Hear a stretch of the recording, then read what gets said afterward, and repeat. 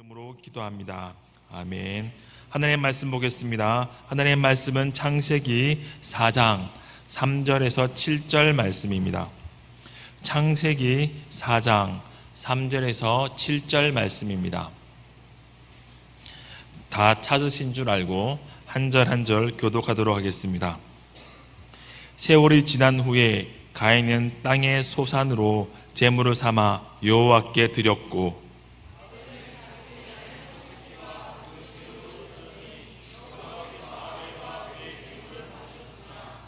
가인과 그의 제물은 받지 아니하신지라. 가인이 몹시 분하여 안색이 변하니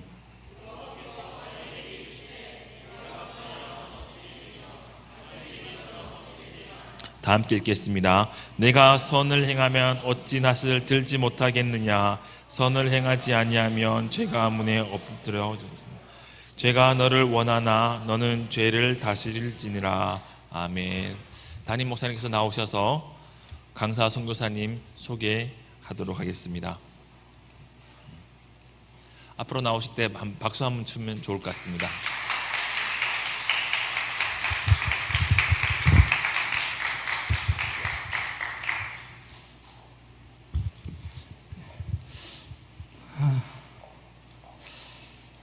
아까 이제 어버이 주일이라고 이벤트 하시는데 저보고 나오라고 했는데 제가 나오려고 보니까 바구니 선물이 없는 것 같아가지고 못 나왔어요.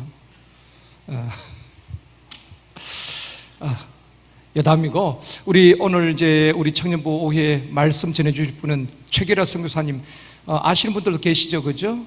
우리 전에 우리 교회 출신입니다. 우리 교회 청년부 출신인데 참 우리 교회에서 많이 청년부에 활동하셨던 분입니다. 우리 박선홍 자매라는 이제 정윤미 간사님, 또 이제 김향미 자매님은 김향미 자매님 그때 다 아마 아실 겁니다. 그때 청년부 같이 하셨죠, 그죠?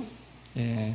근데 참 열정적으로 하시다가 또 하나님의 부름을 받으시고 또 선교사로 지금 필리핀에서 선교하고 계십니다.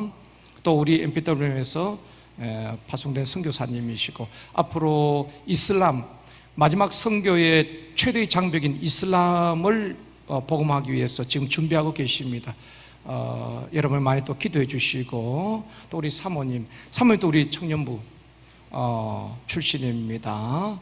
우리 교회 안에서 아주 이렇게 커플로 이렇게 하나님 앞에 귀한 사역들을 감당하고 계신 우리 최계라 선교사님, 또 사모님 이렇게 잠깐 우리 귀국하셨다가 오늘 우리 청년부에 오셔서 말씀을 전하게 되었습니다. 은혜의 시간 될 줄 믿습니다. 또 많이 도전을 받으시고 은혜 받는 시간 되어지기를 원합니다. 우리 최계라 선교사 사모님 한번 먼저 박수로 환영합니다.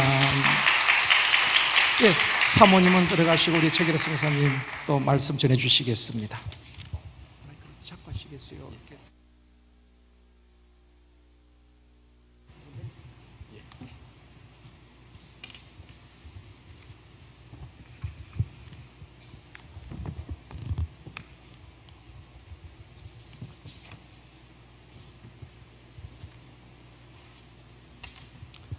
말씀 나누기 전에 잠깐 기도하겠습니다. 전능하신 하나님, 참으로 감사합니다. 오늘도 이렇게 귀하고 거룩한 주님의 날을 맞이하여서 주님을 믿는 무리들 한자리에 모아주시고 주님 앞에 영광의 예배를 드리게 하심을 참으로 감사드립니다. 하나님, 이 시간 겸비한 모습으로 주님 앞에 나왔사오니 주님께서 우리의 마음을 열어주시고 치유가 필요한 자에게는 치유를 허락하여 주시고 회복이 필요한 자에게 회복을 허락하여 주시어서 이 시간 주님 앞에 참으로 은혜를 받는 시간 되게 하시고 홀로 하나님께 영광 돌리는 귀하고 복된 시간 될 수 있도록 인도하여 주옵소서. 하나님, 이 시간 부족한 종이 주의 말씀을 들고 섰사옵니다. 하나님, 이 시간 종의 부족함 주님의 십자가 뒤에 가려주시고 오직 주께서 전하시고자 하시는 말씀만 전하는 시간 될 수 있도록 인도하여 주옵소서. 예수님 귀하신 이름으로 기도했습니다. 아멘. 예, 반갑습니다. 참 오랜만에 뵙는데요.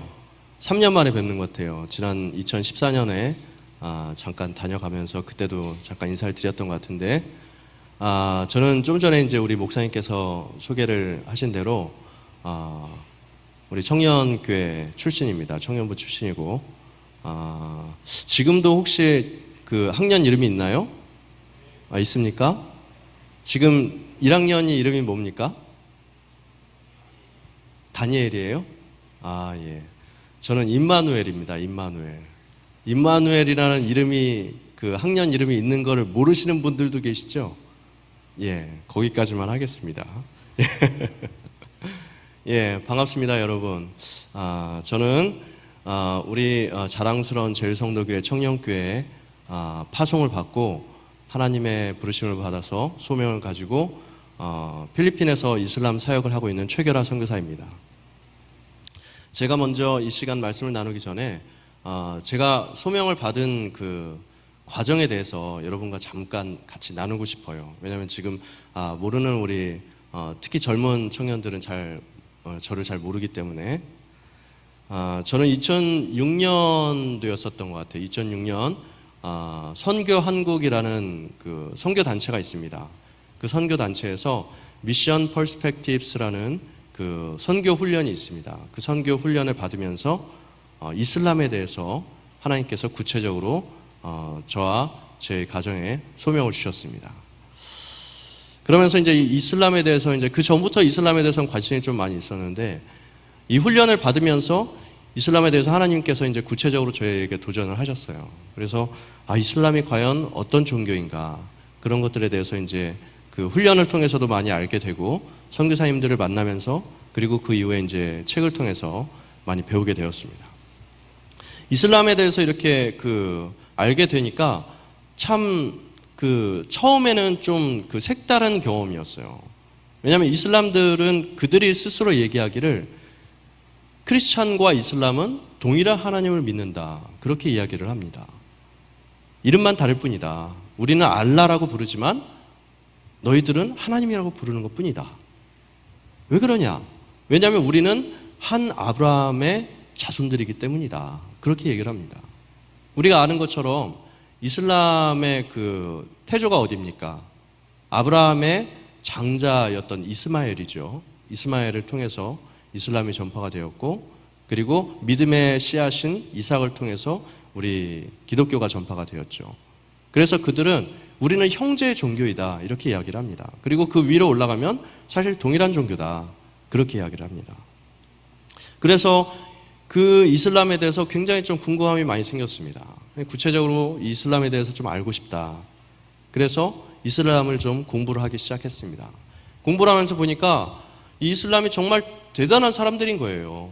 왜냐하면 어떠한 장소에서 무슨 일을 하고 있든지 간에 하루에 5번은 어김없이 정한 시간이 되면 항상 메카를 향해서 기도를 합니다. 이 사람들은 아침 6시, 9시, 그리고 점심 12시, 오후 3시, 그리고 해질녘 저녁 6시 이렇게 하루에 5번은 자기들이 어디에서 무슨 일을 하고 있든지 변함없이 어김없이 그 시간 항상 메카를 향해서 자리를 펴놓고 경건한 모습으로 기도를 합니다. 기도하기 전에 손발을 씻고 얼굴을 씻고 그리고 아주 경건하게 기도를 해요. 아주 굉장히 종교성이 강하고 신실한 사람들이라고 제가 처음 인식을 그렇게 받았습니다. 근데 좀 더 공부를 하면서 이 이슬람에 대해서 알게 됐는데 그들이 그렇게 할 수밖에 없었던 이유가 있었다는 것을 제가 이제 공부를 하면서 발견하게 되었습니다. 그것이 무엇이냐면 그들의 하나님은 우리가 믿고 있는 하나님과 동일한 하나님이 아니라는 것이죠. 그들의 믿는 그 하나님 알라 신은 공포의 하나님이었던 것입니다. 공포와 두려움의 하나님이에요. 그래서 그들의 하나님은 그들이 그 알라가 이야기한 그 코란을 통해서 이야기한 것을 순종을 하면 그러면 너희가 무사할 것이지만 순종을 하지 않으면 너희들은 벌을 받아서 죽을 것이다. 딱 그 2가지 규칙밖에 없습니다. 순종 아니면 죽음 2가지밖에 없습니다. 그러니까 그들이 아침에 그리고 점심에 해질녘에 하루에 5번씩 이렇게 기도를 하는 것이 자기의 의도가 아니라 자기의 자발적인 어떤 그 간절함이나 기쁨으로 신을 찾는 것이 아니라 공포와 두려움으로 찾는 것이었다는 것이죠. 더군다나 이슬람에서는 그 여자들의 인권은 말할 수가 없습니다. 인권이란 것 자체가 그 여성들에게는 존재하지 않습니다. 그런 어떤 사실들을 보고 제가 경악을 금치 못했습니다. 여자들은 이슬람에서는 한 사람으로 치질 않습니다. 반으로 쳐요. 반. 한 명이 꺾여진 반으로 칩니다.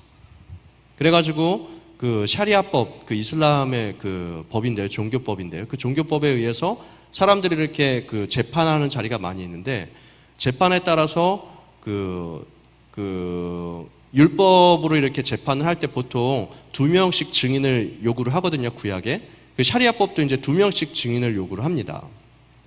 그런데 여자들이 증인으로 나설 때는 4명을 요구를 해요. 왜냐하면 한 명이 반 사람이기 때문에 그렇죠.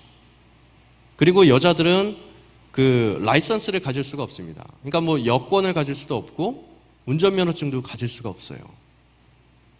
그럼 외국에 갈 때 어떻게 하느냐?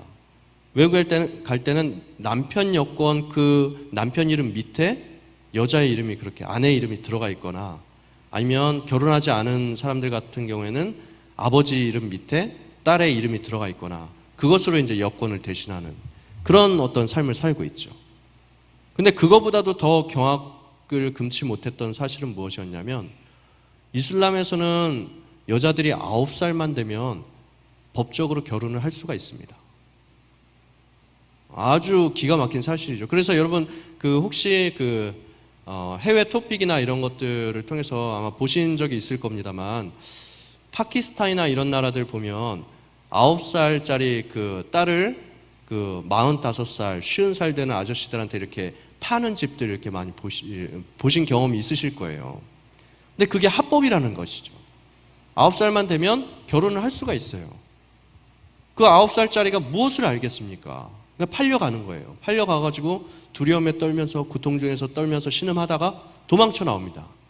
도망쳐 나오면 자기 집으로 갈 거 아니에요? 친정으로 갑니다. 친정으로 가면 자기 아버지나 남자 형제들의 손에 죽습니다. 이것을 명예살인이라고 불러요. 가족의 명예를 해쳤다. 그런 어떤 이야기를 하면서 명예살인을 합니다. 그러니까 이슬람으로 태어난다는 것 자체는 굉장히 그 지옥 같은 삶을 사는 그런 것이 운명 지어졌다는 것이죠. 그들에게는.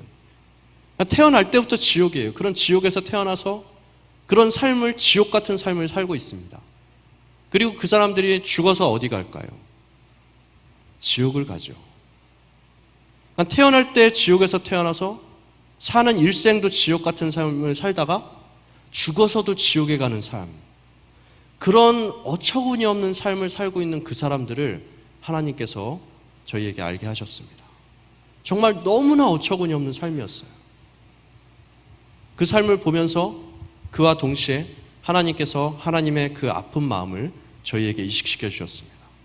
하나님께서 그들을 향해서 얼마나 많은 눈물을 흘리고 계시는가, 그것을 저에게 보여주셨습니다. 가슴이 참 먹먹했습니다. 하나님께서 너무나 그들을 향해서 너무나 마음을 아파하시는 거예요. 내 잃어버린 양떼들을 보아라. 내 자녀들을 보아라. 그들은 저렇게 지옥 같은 데서 태어나서 지옥 같은 삶을 살다가 죽어서도 지옥에 가지 않느냐. 그들이 아직 세상 밖에 20억이나 되는 내 자녀들이 있는데 누가 그들을 향해서 갈까? 누가 그들을 위해서 나 대신 갈고?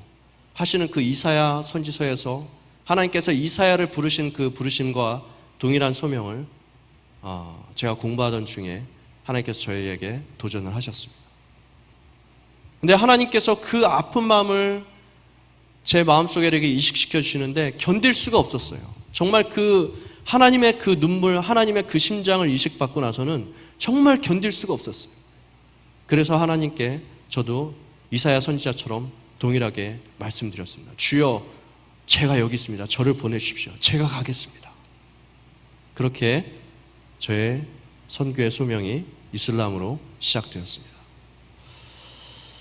자, 그렇게 하고 나서 이제 하나님 앞에 이제 그 이슬람권 선교사가 되겠다고 이제 소원을 하고 나서는 이제 좀 더 구체적으로 이슬람을 알길 원했어요. 그리고 과연 하나님께서 이슬람에서 어떻게 선교를 그러면 하기를 원하시는가? 하나님은 그들을 향한 진정한 마음이 과연 무엇일까? 이런 것들에 대해서 좀 더 구체적으로 알길 원했습니다. 그래서 이제 그런 것들에 대해서 이제 하나님께 좀 더 묵상을 하고 기도를 하면서 알려달라고 이렇게 말씀을 드렸습니다. 하나님, 제가 정말 그들을 향한 하나님의 그 깊은 사랑과 그 깊은 마음을 제가 정말 알기를 원합니다. 그래야지 제가 그들에게 나가서 나를 보내신 이가 너희들을 이렇게 사랑한다 라고 말을 하지 않겠습니까? 그렇게 이제 말씀을 드렸습니다. 그렇게 묵상을 하면서 하나님 앞에 말씀을 기다리는데 하나님께서 주신 말씀이 바로 오늘 본문 말씀입니다. 오늘 본문 말씀을 보면 7절에 보면 하나님께서 가인과 그 재물은 연락하지 않으셨다 이런 말씀이 나오죠. 그런데 그 이유가 가인이 선을 행하지 않았기 때문이다 이렇게 얘기를 합니다. 그 어떤 악을 행했고 가인이 어떤 일을 행했나 그런 것들에 대해서는 성경에 구체적으로 말씀하시지 않고 있습니다. 하지만 중요한 것은 가인은 하나님 앞에서 선을 행하지 않는 악행하는 자였다는 것이죠. 그렇기 때문에 하나님께서 가인과 그 재물을 연락하지 않으셨다 이렇게 말씀하셨습니다. 근데 보면 그때 당시에 가인하고 아벨 두 사람밖에 없습니다. 하나님 앞에 제사를 드리는 사람이. 근데 두 사람 중에서 가인의 예배는 받으시지 않으셨대요. 그러면 여러분은 어떻겠습니까? 입장을 바꿔서 내가 가인이었다. 내가 그 당시에 가인이었다. 나와 내 동생이 하나님 앞에 예배를 드리는데 하나님께서 내 예배는 안 받으신 거예요. 그러면 여러분 어떻게 반응하시겠어요? 어떻게 반응하시겠습니까? 당장 드는 생각이 뭔가 잘못됐구나 하는 생각 들지 않겠어요? 그죠? 왜 하나님께서 내 동생의 예배는 제물은 받으시는데 왜 나의 제물은 받지 않으실까? 뭔가 좀 그런 마음이 들지 않겠습니까?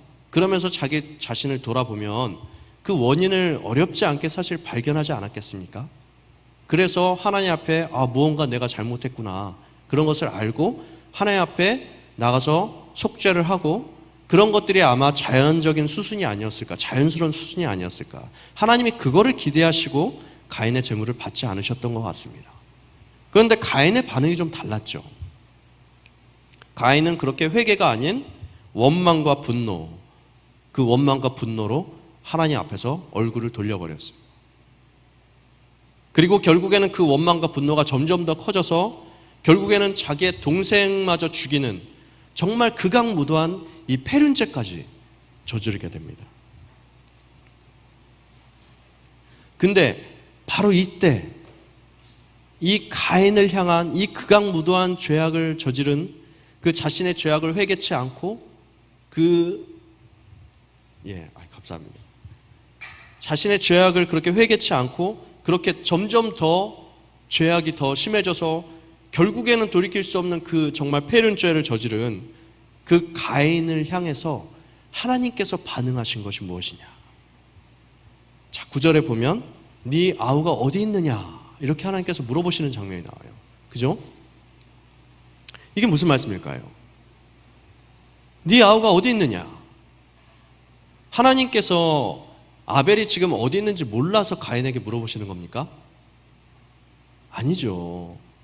가인이 아벨을 죽이기 이전부터 하나님께서는 가인이 무슨 일을 행할지 이미 아셨겠죠. 하나님이시니까요. 그러면 지금 하나님께서 9절에 네 아우가 어디 있느냐라고 물어보시는 이 진의가 무엇일까요? 왜 하나님 물어보시는 걸까요? 저는 아마도 하나님께서 가인에게 다시 한번 기회를 주시는 것이 아닌가 하는 생각을 해보았습니다. 하나님께서 가인의 양심의 소리에 다시 한번 울림을 주시는 거죠. 네 아우가 어디 있니? 가인아, 네가 지금 무슨 일을 했니? 너가 지금 무슨 일을 한 거야? 하나님께서 가인의 양심의 소리에 놓고 하신 것이죠. 그런데 그 기회조차 결국에 어떻게 합니까? 가인이 거부해버리죠. 그리고 나서 하나님께서 결국에는 가인에게 벌을 주기로 결정을 하십니다. 그게 이제 12절에 나오는데요. 어떤 벌을 주시냐면 네가 이제 밭을 갈아도 땅이 다시는 그 효력을 너에게 주지 아니할 것이요 너는 땅에서 피하며 유리하는 자가 되리라. 이 말씀을 주십니다. 이게 어떻게 보면 좀 제가 처음에 이 말씀을 읽었을 때 조금 이상했어요. 왜냐하면 정말 그렇게 극악무도한 폐륜죄를 저지른 이 가인에게 주신 벌이라고는 뭔가 이게 좀 맞지 않은 벌 같았거든요. 그냥 밭을 갈아도 땅이 다시는 그 효력을 주지 않을 거래요. 그러면서 땅에서 피하는 자가 되릴 거래요. 그러니까 아직 자유인인 거예요. 그래서 하나님 도대체 이게 무슨 벌입니까? 좀 의아한 마음이 들었습니다.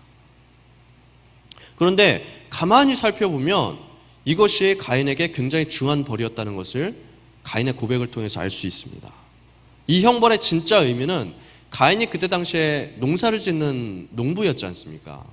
그러니까 농부에게 밭을 갈아도 땅이 다시는 그 효력을 주지 않는다 라는 말은 무엇이냐면 너가 살 수 있는 생존권을 내가 빼앗아 가겠다라는 말씀이었었던 거예요. 너가 너 힘으로 땅을 갈아도 다시는 너 스스로 그 어떤 먹을 것을 네가 스스로 가질 수가 없을 것이다. 이런 말씀이었던 거예요. 그러니까 이 말씀을 듣자마자 가인이 이제 두려워지기 시작했습니다. 하나님께서 나를 이제 죽이려고 작정하셨구나. 이런 마음이 들었어요. 두려워지기 시작했습니다. 그래서 이제 가인이 이야기를 하죠. 하나님, 이 죄가 이 벌이 너무나 저에게 중합니다. 두렵습니다, 하나님. 하나님께서 저를 이제 죽이기로 작정하신 것 같은데 그렇다면 길거리를 다니다가 사람을 만나면 사람이 저를 그냥 죽여버릴 것 같습니다. 하나님 두렵습니다. 이렇게 얘기를 해요. 그러니까 하나님께서 뭐라고 하십니까? 15절에 보니까 또 이상한 말씀하세요. 그렇지 않다. 가인을 죽이는 자는 벌을 7배나 받으리라 하시고 가인에게 표를 주사 그를 만나는 모든 사람에게서 죽임을 면케하시니라. 이런 말씀이 있습니다. 좀 이상하죠? 가인이 스스로 이제 살 수 있는 그 생존권을 하나님께서 끊어버리셨어요. 그래서 가인이 이제 나는 딱 죽었구나 이런 생각이 들었습니다. 그러면서 사람들이 이제 나를 만나면 이제 나의 보호자가 이제 나를 떠났으니까 나는 언제 어디서든지 죽을 수밖에 없는 목숨이구나. 그래서 두렵습니다, 하나님. 그렇게 말씀을 드리니까 하나님께서 그렇지는 않대요. 넌 죽지 않을 것이다 라고 얘기를 하세요. 이게 무슨 말씀일까요? 이 앞뒤가 좀 안 맞는 것 같지 않습니까? 가인의 생존권을 끊어서 가인이 살 수 없게 만드신 다음에 너는 죽지 않을 것이다 라고 말씀하시는 거예요.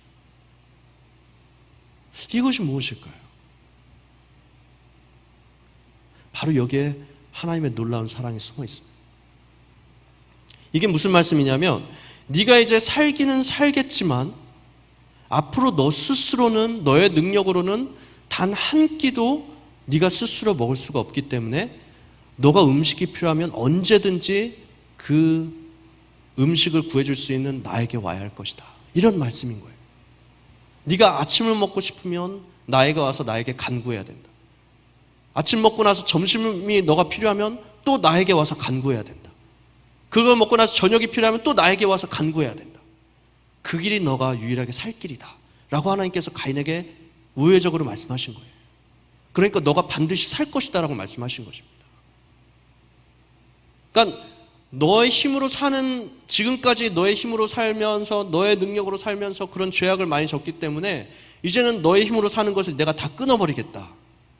이제 이후로는 나를 온전히 의지하면서 살아라 라는 것이 이 하나님께서 가인에게 주신 이 징벌의 진정한 의미라는 것입니다.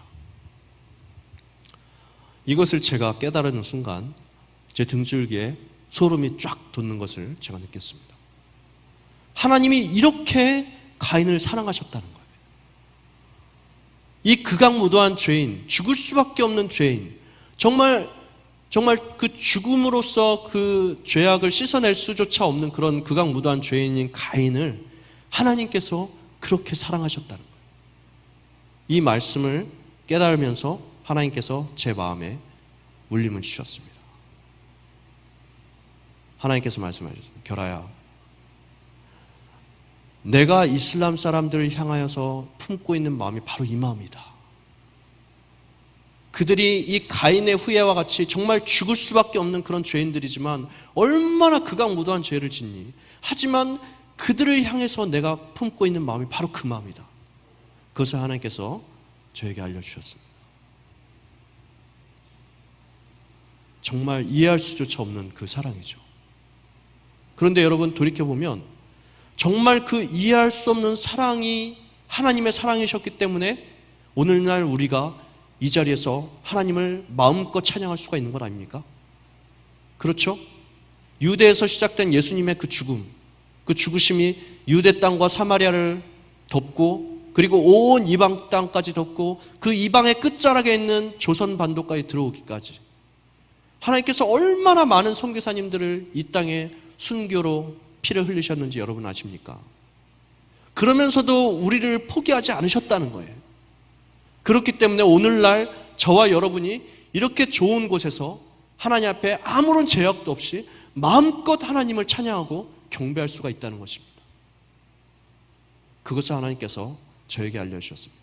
그리고 이제는 그 빚을 가지고 또 다른 가인의 후예들 그들에게 나갈 것을 주문하셨습니다. 그렇게 이제 저희가 하나님의 마음을 엿보고 나서 이제 이슬람 알겠습니다 하나님, 그러면 저희가 이슬람 사역을 준비하겠습니다.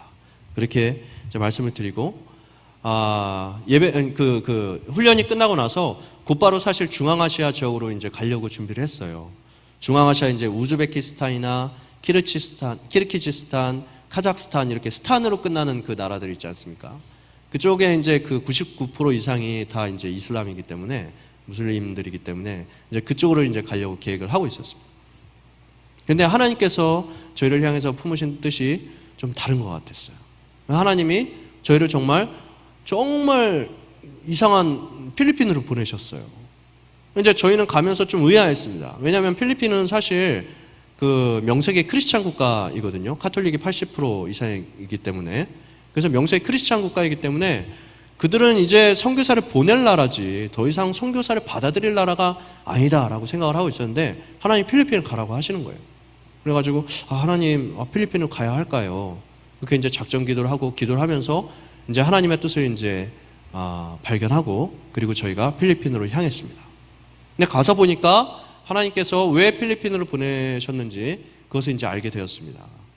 이제 하나님께서 저희를 필리핀으로 보내신 다음에 그곳에서 이제 아주 좋은 학교에 들어가서 이슬람에 대해서 좀 더 이제 그 신대원에 들어가서 좀 더 구체적으로 공부할 수 있는 기회를 허락하셨습니다. 그래가지고 이슬람 전공으로 포커스를 가지고 이렇게 공부를 하고 그리고 구체적으로 좀 더 준비된 모습으로 중동 지역을 향해서 갈 수 있도록 하나님께서 그렇게 준비를 시켜주셨습니다. 그래서 이제 그렇게 열심히 이제 준비를 하고 있었어요. 신대원을 마치고 그리고 이제 저는 치대에 이제 편입을 해서 치과 의사 신분으로 이제 그 중동 지역에 들어가려고. 왜냐하면 그 중동 지역에는 그 신분이 이제 보장이 안 되면 못 들어가지 않습니까? 목사, 선교사 이런 걸로 못 들어가거든요. 그러니까 이제 신분을 이제 확실한 신분을 가져야 되기 때문에 그 전에 이제 제가 치기공을 전공을 했어서 이제 그 비슷한 업종으로 해가지고 제가 치과로 이제 치대를 편입을 해서 공부를 하고 그렇게 이제 준비를 하고 있었습니다. 열심히 준비를 하는데 하나님이 이제 사역을 하라고 하시는 거예요. 이제 제가 하나님 앞에 이제 또 이제 기도를 했습니다. 하나님, 지금 이렇게 준비하는 것만도 좀 벅찬데 그냥 준비만 하면 되지 않겠습니까? 열심히 준비해서 최대한 빨리 준비해서 제가 들어가겠습니다. 이렇게 말씀을 드렸는데 하나님께서 또 말씀을 주시더라고요. 말씀을 주시는데 그 마가복음에 보면 그 예수님께서 이제 그 어리석은 부자에게 하신 그 말씀을 통해서 저희가 말씀을 주셨습니다. 그 말씀이 참 좀 그랬는데 뭐라고 말씀을 하셨냐면 어리석은 자야, 내가 오늘 저녁 오늘 밤에 네 영혼을 취하리니 그러면 네가 지금까지 모아놓은 것이 준비한 것이 누구 것이 되겠느냐, 이 말씀을 주신 거예요. 그냥 시키면 할 텐데 왜 굳이 그런 말씀까지 주셔가지고 어쨌든 좀 이제 부담이 되고 어쨌든 그래서 제가 이제 그러면 하나님 그러면 이제 시작하겠습니다. 그렇게 이제 말씀을 드리니까 하나님께서 두 가지 저에게 이제 과제를 주셨습니다. 두 가지를 서원해라. 이게 이제 제 마음에 주셨어요. 첫 번째는 믿음 선교에 대해서 서원을 해라. 믿음 선교가 뭐냐면 중국 내지 선교 한 200여 년 전에 중국 내지 선교를 하셨던 우리 허드슨 테일러 선교사님 계십니다. 그 선교사님이 중국 내지에 들어갈 때 하셨던 선교 방식이에요. 무엇이냐면 자기의 필요나 자기의 어떤 그 사역적인 필요나 생활의 필요나 그 모든 것들을 사람들에게 말하지 않는 것입니다. 오직 하나님께만 기도하는 거예요. 하나님께서 주시는 만큼만 가는 겁니다. 그것이 이제 믿음 선교인데 그것을 저희에게 이제 서원을 시키셨습니다. 알겠습니다, 하나님. 서원하겠습니다. 서원을 했습니다. 현재 그것에 대해서도 참 얘기가 많은데 그것까지는 제가 말씀을 다 드리기는 시간이 좀 모자랄 것 같고, 그리고 나서 이제 두 번째 서원을 하라고 하셨는데 그것이 바로 순교에 대한 서원이었습니다. 근데 이제 저희가 사실 저희 부부가 선교사로 하나님 앞에 서원을 하면서 헌신을 다짐하면서 그때 이제 그 순교에 대해서는 어느 정도 사실 선교사로 이제 헌신을 하면 하나님 앞에 이렇게 좀 마음을 좀 드리는 시간이 있거든요. 그래서 그때는 저희가 이제 결혼하고 자녀가 없고 그럴 때였기 때문에 하나님, 그러면 저희가 저희 몸과 마음, 순교의 영광은 사실 하나님께서 아무에게나 주시는 것이 아니기 때문에 그것을 저희에게 주신다면 그 영광스러운 순교의 직분 감사하게 감당하겠습니다. 이렇게 저희가 말씀을 드렸어요. 그랬는데 그것을 이제 그 시점에 하나님께서 저에게 다시 물어보신 거예요. 그러면서 서원을 하라고 말씀하셨습니다. 근데 그 시점에 저에게는 이미 세 자녀가 있었는데 막내가 5살, 둘째가 7살, 큰애가 9살 이럴 때였습니다. 마음이 너무 어려웠습니다. 왜냐하면 제가 사실 그 아버지가 일찍 돌아가셨습니다. 10살에 아버지가 돌아가셨어요. 아버지가 돌아가시면서 빚을 많이 남겨놓으셨어요. 그때 당시에 지금 우리 청년들은 모르겠지만 사골세라는 게 있었어요. 우리 장로님, 목사님께서는 또 집사님께서 아시겠지만 사골세라는 게 있었습니다. 뭐냐면 매달 그냥 월세만 내고 그냥 지금 쪽방촌처럼 그런 삶을 저희가 살게 되었어요. 근데 그때 당시에 이제 한국의 주택 구조가 어땠냐면 1층 현관이 있고 현관에 이제 신발을 벗고 안으로 들어오면 복도가 있고 2층 계단이 있고 이렇게 된 2층 집이었거든요. 그러니까 2층으로 가려면 신발을 벗고 이렇게 안에 이제 계단으로 이렇게 올라가는 그런 구조였어요. 저희가 2층의 조그만 방에서 이렇게 쪽방처럼 이런 곳에서 저하고 형하고 누나하고 어머니하고 이렇게 살았는데, 어머니는 이제 돈을 버셔야 되니까 굉장히 험한 일들 많이 하셨습니다. 막 여관 청소 막 이런 거 하셨어요. 그래가지고 한 달에 2번밖에 집에 못 들어오셨어요. 그러니까 저하고 형하고 누나하고 이렇게 셋이 이렇게 지내는데 10살 때였습니다. 근데 하루가 멀다 하고 이 빚쟁이들이 오는 거예요. 빚쟁이들이 오면 구두발로 그냥 걸어옵니다. 2층까지 구두발로 걸어와요. 방 안에까지 들어와서 막 난리를 치고 갑니다. 몇 시간 동안. 그러고 나면 그 빚쟁이가 가고 나면 또 이제 주인 할머니가 올라와서 또 방 빼라 막 이러면서 막 난리를 치고 갑니다. 그게 제 10대 생활이었어요. 그 정말 메마른 그 10대 생활을 하면서, 그러니까 저희는 먹을 것도 이제 거의 없었지만 혹시라도 누가 뭘 사줘갖고 빵이라도 가지고 있으면 그걸 숨겨가지고 들어와야 돼, 집에. 왜냐면 주인 할머니한테 보이면 안 되니까. 그러면 그 얘기 듣는 거예요. 너희 빵 사 먹을 돈은 있으면서 막 이런 얘기 듣는니까. 그런 10대를 보내면서 제가 정서적으로 굉장히 피폐해지고 병이 걸렸습니다. 그냥 우울증도 있었고, 저는 그때 몰랐어요. 병인지도 몰랐어요. 근데 굉장히 어려운 병들이 많이 있었던 모양이에요, 제가. 사람들 앞에 쓰는 것도 굉장히 힘들었고, 사람들이 좀 모인 곳에 가면 막 온몸이 막 경직되고 굉장히 어려웠습니다. 그렇게 힘들게 보내면서, 근데 20대, 여러분 나이 때 예수님을 인격적으로 만나면서 예수님이 이제 치유하시는 과정을 이제 10여 년 동안 또 겪고 그런 어려움을 겪었습니다. 그러면서 이제 예수님을 인격적으로 만나면서 제가 다짐한 게 있어요. 내가 이제 앞으로 결혼하게 될지 모르겠지만 결혼하게 된다면, 그리고 만약에 애를 낳는다면 나는 그 아이들이 결혼할 때까지 죽어도 안 죽겠다. 이런 결심을 했습니다. 예. 웃기죠? 지금 웃으면서 이렇게 얘기를 하지만 그때는 아주 비장했습니다, 제가. 예. 비장하게 그렇게 각오를 했어요. 난 진짜 죽어도 안 죽는다. 내가 그 아이들한테 그 10대 아버지가 없는 그 모습을, 정말 그 트라우마를 남겨주기 싫은 그 마음 때문에 정말 아이들이 생기면 그렇겠다, 이렇게 생각을 하고 있었습니다. 그 10살 때부터 겪어온 그 어려움 때문에. 근데 하나님께서 저에게 순교를 서원하라고 말씀하셨을 때 제 큰아들이 9살이었어요. 제 마음이 어떻겠습니까? 마음이 막 무너지기 시작을 했어요. 하나님한테 기도를 했습니다. 하나님, 한 달만 주십시오. 한 달 동안 제가 작정하고 기도를 해보겠습니다. 한 달만 주십시오. 한 달 하나님 앞에 요청드리고 이제 기도를 시작해야 하는데 기도가 안 나오는 거예요. 무슨 기도를 하겠습니까? 도대체 하나님 앞에. 뭐 기도 자리에 가면 말이 안 나오는 거예요. 그러니까 나중에는 막 의도적으로 기도하는 자리에 막 피해가고 막 도망치다가 이제 한 달이 됐어요. 시간은 빨리 가더라고요. 그런 상황이 되니까. 그래서 이제 한 달이 됐습니다. 한 달이 되었고 마지막 날이니까 하나님 앞에 뭐라고 말씀드려야 되잖아. 하고 자리에 앉았습니다. 앉았는데 막 눈물이 막 나는 거예요. 눈물이 막 나면서 막 너무 막 억울하더라고요. 막 통곡을 했습니다. 실컷 통곡을 했습니다.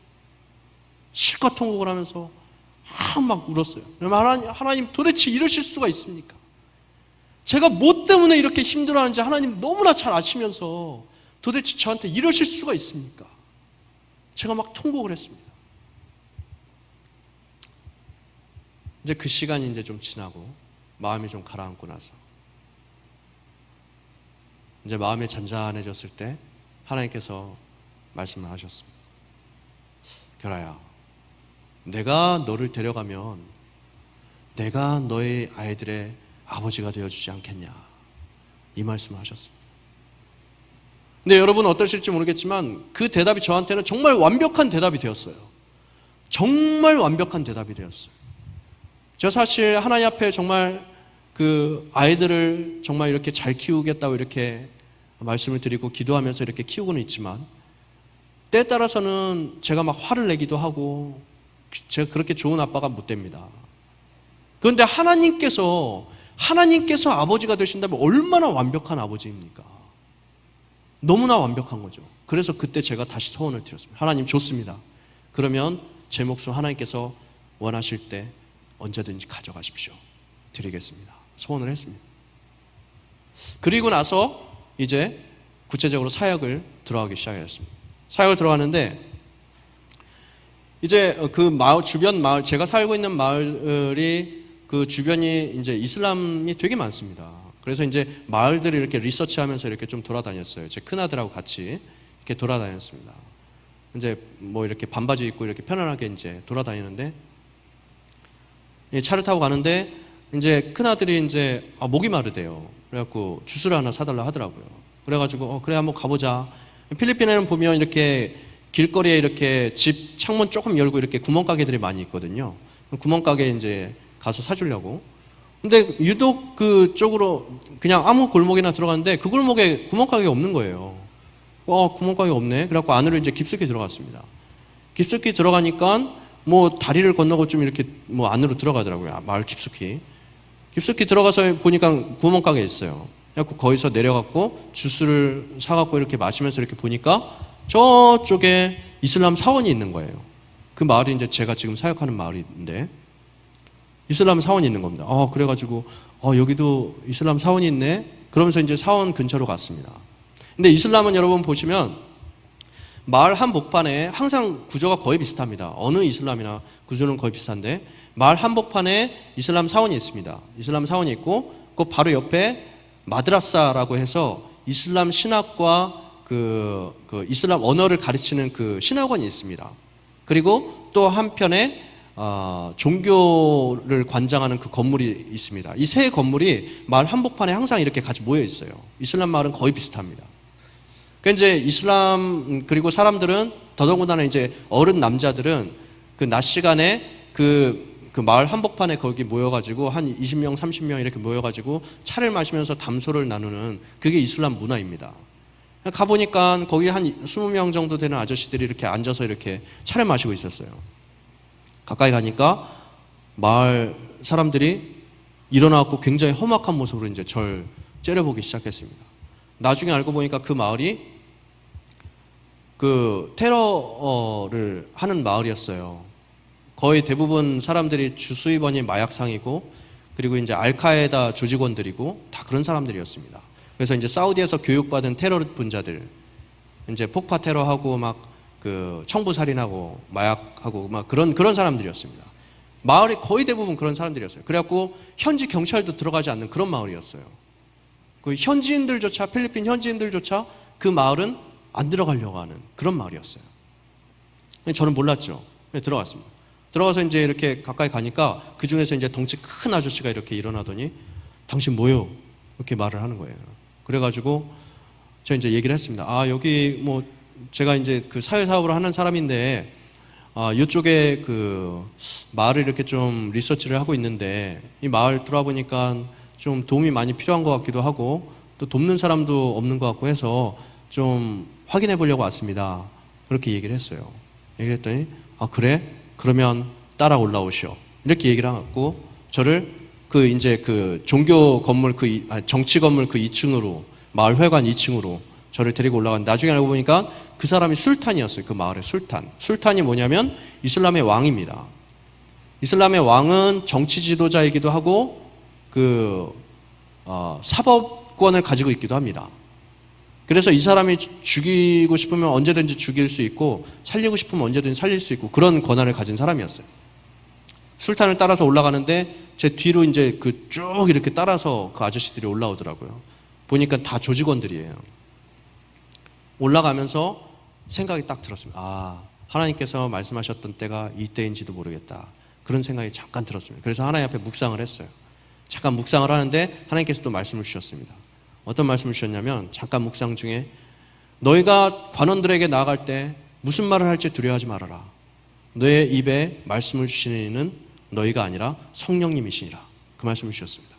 그리고 이제 말씀을 의지하면서 따라 올라갔습니다. 따라 올라갔더니 그 이제 술탄이 자리에 딱 앉고 저를 요 앞에 이제 의자를 놓고 앉히더라고요. 그 뒤에 이렇게 쭉 따라온 10여 명 사람들이 이렇게 둥글게 둘러서는 거예요.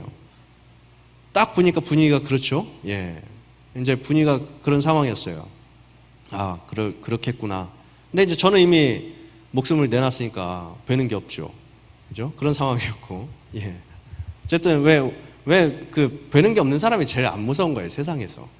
예. 그런 상황이었습니다. 어쨌든 그래가지고 앉더니 이제 이 술탄이 다시 물어본 거예요.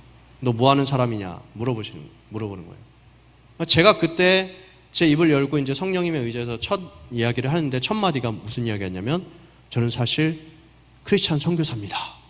이렇게 제가 얘기를 한 거예요. 여러분 놀랍죠? 저는 얼마나 놀랐겠어요. 그 상황에서 제가 얼마나 놀랐겠어요. 제가 얘기한 건 아니죠. 분명히. 그렇게 얘기를 했습니다. 그러니까 그러면서 이제 얘기를 했어요. 근데 제가 여기서 좀 사역을 하고 싶습니다. 이 아이들도 좀 돕고 가난하고 못 배우는 아이들한테 무료로 이렇게 가르쳐 주기도 하고 뭐 의료 서비스가 필요한 친구들한테 의료 사역도 좀 하고 이렇게 할 수 있으면 좀 돕고 싶습니다. 이런 얘기를 했어요. 그러니까 이 사람이 황당한 거에 앉아서 황당하잖아요. 지금 이 마을이 어떤 마을인데 그 중에서 술탄 앞에 와가지고 네가 지금 크리스찬 선교사라고 말하고 이런 상황이었어요. 지금 상황이. 어처구니 없는 모습으로 저를 한 1분 정도 이렇게 쳐다보더라고. 그러다가 다시 한마디 하더군요. 여기가 어딘지는 알고 온 거야? 이렇게 물어보는 거예요. 그래갖고 제가 얘기했습니다. 뭐 여기 사람 사는 데 아닙니까? 다 사람 사는 데고 당신도 사람이고 저도 사람이고 이 얘기를 했더니 한참을 쳐다보다가 갑자기 막 큰 소리로 웃는 거예요. 그러면서 얘기를 합니다. 이야, 너 솔직해서 좋다. 네 하고 싶은 거 있으면 내가 후원해 줄게. 얼마든지 해봐. 그러면서 신학원에 있는 그 이슬람 신학을 가르치는 그 교실 하나를 저한테 내줬습니다. 그러니까 이슬람 신학을 가르치는 그 교실에서 크리스찬 선교사가 크리스찬 사역을 시작하게 된 것이죠. 하나님께서 이런 하나님이십니다. 하나님께서 이것을 하시려고 저에게 순교를 서원시키셨던 거예요. 제가 그때 그 전날 순교를 하나님 앞에 서원하지 않았다면 그 계단을 올라갈 때 그 두려움에 제가 주체를 할 수 있었을까요? 목숨 내놨으니까 편안하게 성령님을 온전히 의지한 것이죠. 그죠? 하나님 앞에 제가 온전히 제 목숨을 드리지 않았다면 제가 그 앞에서 크리스찬 선교사라고 제 입에서 나오는 이야기를 그렇게 할 수가 있었을까요? 못했을 것입니다.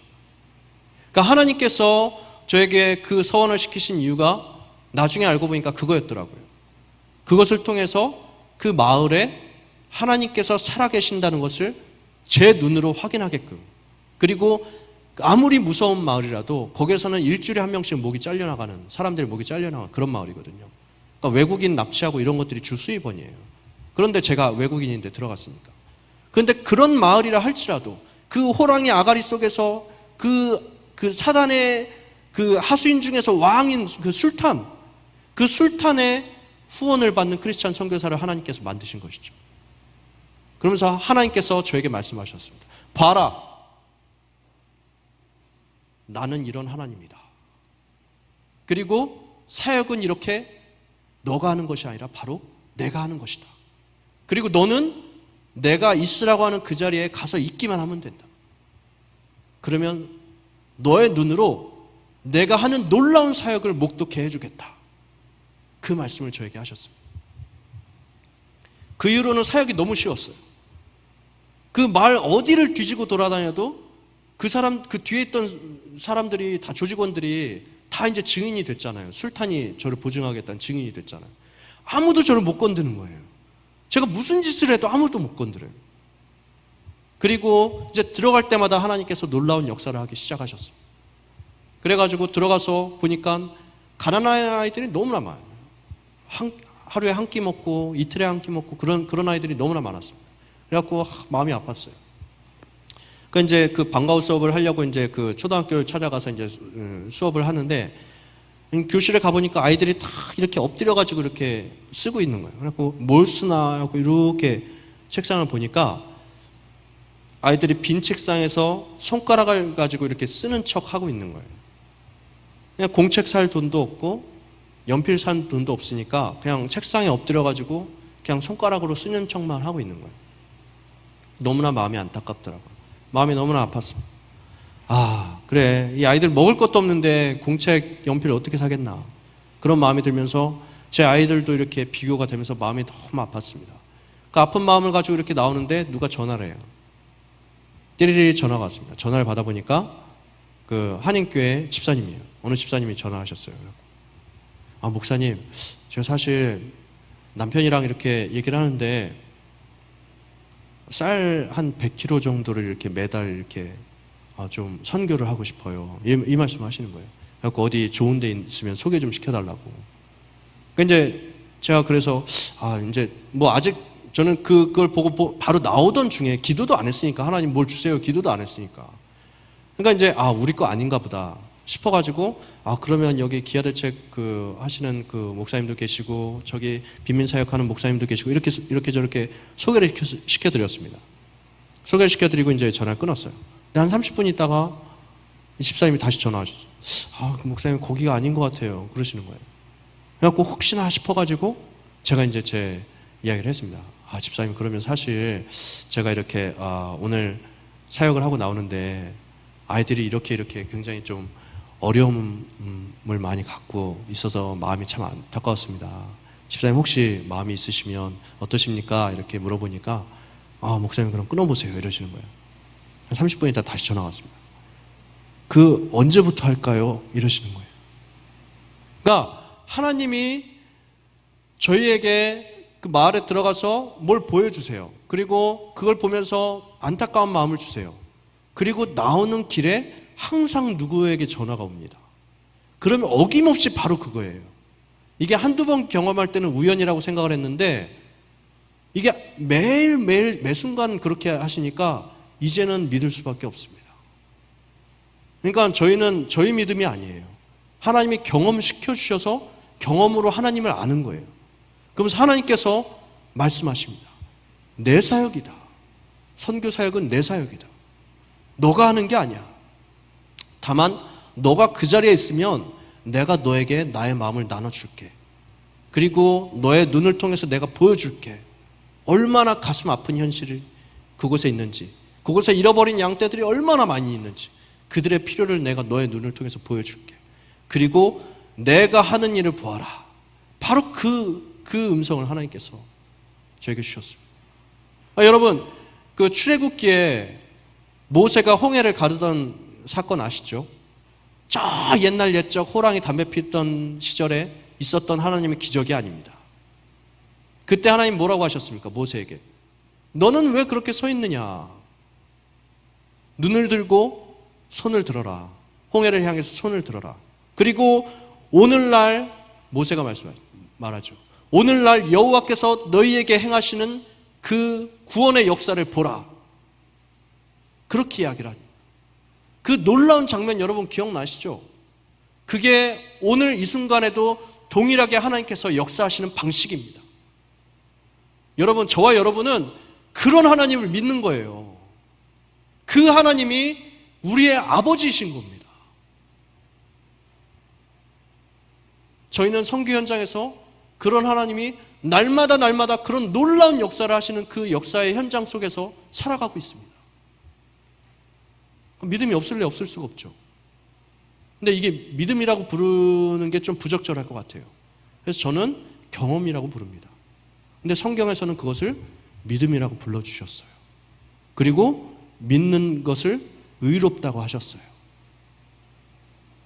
말이 안 되는 거예요. 왜냐하면 하나님께서 이미 보여주시고 경험시켜주시고 경험을 통해서 우리가 하나님을 알게 된 그 사실을 하나님께서는 우리에게 믿음이라고 말씀하신 거예요. 그래서 너 나를 믿는구나. 내가 그것을 의롭게 해줄게. 그렇게 말씀하신 거예요. 그 하나님을 저와 여러분이 믿는 겁니다. 그러니 우리 앞에 있는 현실이 여러분 앞에 어떤 어려움이 있는지 모르겠습니다. 지금 청년, 특히 우리 대한민국의 청년 살아가기 되게 어려운 것 저도 많이 공감하고 있습니다. 여러분들처럼 그렇게 제가 완벽하게 공감하지 못하겠지만 저도 그 시기를 거쳐왔고 그리고 여러분의 선배들도 많이 거쳐왔습니다. 물론 지금 점점 더 어려워지고 있죠. 여러분 앞에 홍해와 같은 그런 장벽이 있을지도 모릅니다. 하지만 우리가 믿는 하나님이 어떤 하나님입니까? 우리가 믿는 하나님은 어떤 하나님이에요? 하나님을 경험했으면 하나님의 그 이후에는 홍해를 건너고 나서 요단강을 건널 때 어떻게 말씀하셨습니까? 물 위에 먼저 들어가라고 말씀하셨어요. 이제는 너가 경험해서 안 것을 나에게 믿음을 보여봐라 말씀하셨습니다.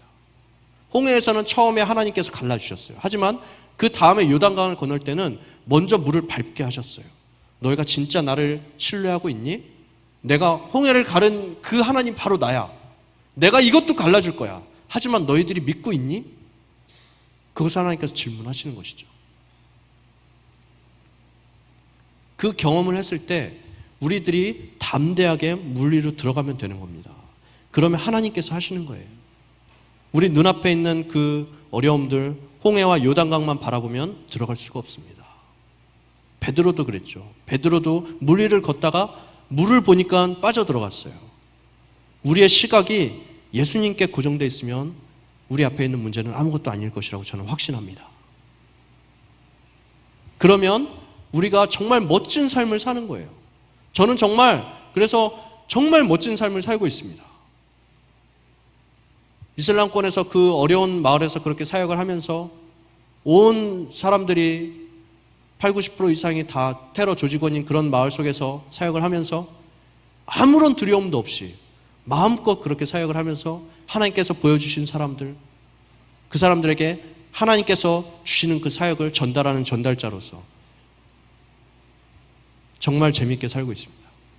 그래서 사람들 만났을 때 사람들이 물어봐. 선교사님 힘드시죠? 이렇게 물어보면 저 하나도 안 힘듭니다. 이렇게 말씀드리면 다 믿어요. 그냥 겸손하시니까 그렇게 얘기하시는 거. 믿음 좋으시네. 막 이래. 근데 그게 아닌데 실제로. 진짜 안 힘든데. 진짜 힘들지 않은데. 그러니까 하나님께서 채워주시는 것도 정말 놀랍습니다. 제가 시간이 없어서 이 모든 것들을 다 여러분과 나눌 수는 없지만 여튼 하나님이 바로 그런 하나님입니다. 그래서 저희가 그렇게 사역을 하면서 이제 구체적으로 하나님 앞에 소명지를 간구하게 되었습니다. 하나님께서 저희에게 이제 주신 지역이 그래서 쿠르드족을 주셨어요. 쿠르드족이 중동의 집시라고 불리우는 그 지역인데 지금 쉽게 얘기하면 지금 IS가 점령하고 있는 지역이 쿠르드족 그 지역입니다. 그 지역을 하나님께서 저희에게 주셨어요. 그래갖고 저희가 준비를 마치는 대로 제가 이제 치대 졸업하고 의사면허를 이제 획득하고, 그리고 이제 제 아내 신사모는 지금 이제 그 교육학을 하고 있습니다. 그래서 이제 교육학을 다 마치고 나면 제가 이제 그 중동 지역 그 쿠르드족 그쪽으로 가서 저는 이제 그 치과 병원을 설립을 하고, 제 아내는 대학교까지 이렇게 설립을 하고, 그래서 많은 선교사님들을 이렇게 그 신분을 이렇게 보장해 줘서 이렇게 좀 받을 수 있는 미션 허브로서 이렇게 그 센터를 이렇게 만드는 그 꿈을 가지고 저희가 준비를 하고 있습니다. 저희 가진 것 아무것도 없고 정말 보잘것없는 사람들이지만 하나님께서 말씀하셨어요. 내 입을 넓게 열라 내가 채우리라 말씀하셨습니다. 그래서 하나님께서 주시는 그 마음을 가지고 저희가 그렇게 큰 꿈을 가지고 있습니다. 그래서 저희가 물론 이제 쿠르드족 되게 힘든 지역입니다. 그래서 들어가는 게 시간이 되게 오래 걸릴 것 같아요. 한 20년 잡고 있습니다. 20년을 잡고 그렇게 점진적으로 들어가고 거기까지가 제 사역이 될 것 같아요. 그리고 나면 제 아이 중에 한 명 이렇게 선교사로 또 세워서 그 이후 사역을 이제 다시 진행해서 제 아이 때 이제 그쪽에서 이제 실제 전도를 하고 그런 사역을 진행할 수 있도록 그렇게 기도를 하고 있습니다. 그래서 이제 저희가 지금 현재 준비를 하고 있고요. 아마 빠르면 4년, 제가 이제 치대 이제 앞으로 3년 남았기 때문에 빠르면 4년 후면 그렇게 들어가지 않을까 그렇게 준비를 하고 있습니다. 자, 여기까지가 이제 제가 간략하게 준비한 선교 보고입니다. 여러분 정말 가인의 후예와 같은 그 이슬람 그들을 향해서 하나님께서 품고 계신 그 마음에 저는 정말 두 손 두 발 다 들고 항복을 선언했습니다.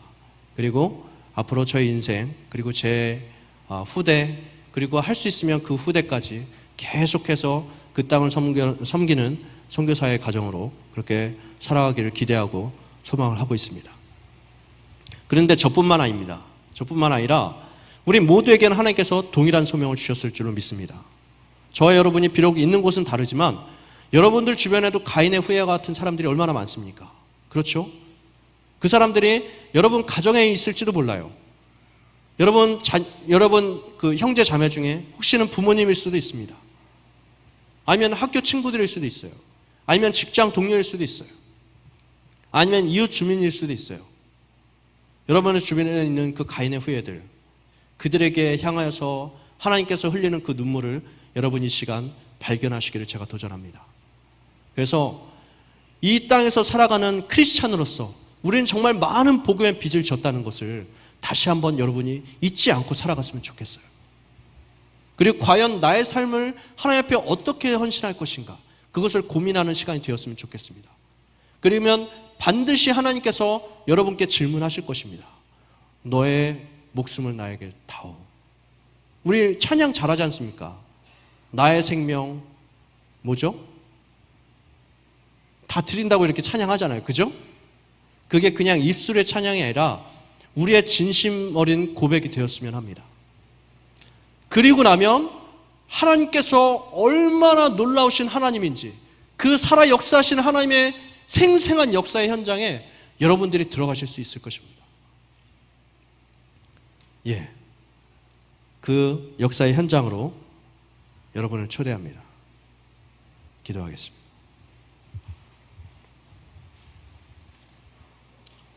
전능하신 하나님 참으로 감사합니다.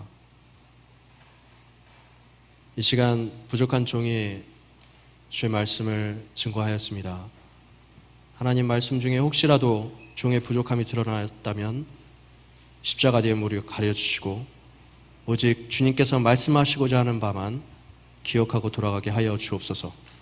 그리고 하나님 혹시라도 이 시간 성령님께서 도전하는 그 마음에 울림을 느낀 형제 자매가 있다면 이 시간 담대하게 하나님 앞에 나아가는 시간 되게 하시고 결단하는 시간 되게 하여 주옵소서. 예수님 이름으로 기도했습니다. 아멘.